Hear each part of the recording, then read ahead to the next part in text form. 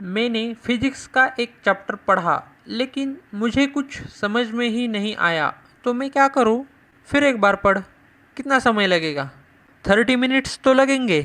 तो पढ़ ले एक बार फिर से। मैंने 2 बार फिजिक्स का चैप्टर पढ़ा, फिर भी मुझे समझ में नहीं आया, तो क्या हुआ? फिर एक बार पढ़। 30 मिनट्स तो लगेंगे। तो पढ़ ले एक बार फिर से। ज़्यादा से ज़्यादा क्या होगा, तेरे 30 मिनट्स वेस्ट हो जाएंगे। तू फिर से एक बार पढ़। मैंने तीसरी बार चैप्टर पढ़ा, फिर भी मुझे समझ नहीं आया, तो क्या हुआ? Do it again. मैंने चौथी बार चैप्टर पढ़ा, मुझे बहुत थोड़ी सी चीज़ें समझ में आई, लेकिन बहुत सी चीज़ें अब भी समझ में नहीं आई, तो क्या हुआ? तो फिर से एक बार पढ़। ज़्यादा से ज़्यादा क्या होगा, तेरे 30 मिनट्स वेस्ट हो जाएंगे, तो हो जाने दे वेस्ट।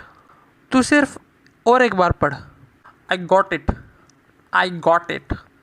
मुझे समझ में आ गया, मुझे सब समझ में आ गया भैया, मुझे सब समझ में आया। मैं बहुत खुश हूँ। राहुल, तुझे पता है तुझे समझ में क्यों आया? ये चैप्टर तुमने एक ही दिन में ये चैप्टर 5 बार पढ़ा। हमारा माइंड ऐसे ही काम करता है। कोई भी चीज़ हम बार बार करते हैं तो हमें वो चीज़ समझ में आ जाती है। किसी को एक बार, किसी को 2 बार, किसी को 3 बार, किसी को 4 बार, किसी को 5 बार, किसी को 10 बार पढ़ने के बाद समझ में आता है। हम जब भी कभी नई चीज़ ट्राई करते हैं, हम सिर्फ 1-2 बार देखते हैं और बहुत हार्ड है बोलकर उस चीज़ को छोड़ देते हैं। वो चाहे कुछ भी हो, फिजिक्स का रिफ्लेक्शन का चैप्टर हो, या फिर मैथ का इंटीग्रेशन का, या फिर स्विमिंग हो, या फिर ड्राइविंग, या फिर लाखों लोगों के सामने बात करना हो। आपको उस चीज़ को 1-2 बार करके छोड़ नहीं देना है।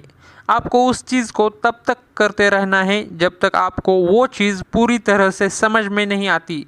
जब तक आपको ये कॉन्फिडेंस नहीं आता, हाँ इसे मैं कर सकता हूँ, तब तक आपको वो चीज़ डेली कंसिस्टेंटली करते रहना है। यही सफलता का मंत्र है।